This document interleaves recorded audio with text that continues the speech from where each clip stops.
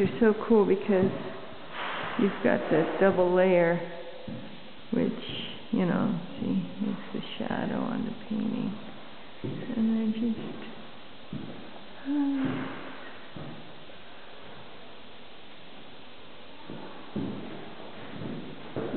So of course you can get all this movement and texture, color, shadow. I like this one a lot. It's just the gray with the white canvas behind it. This is really cool. This one really appeals to me. And, yeah.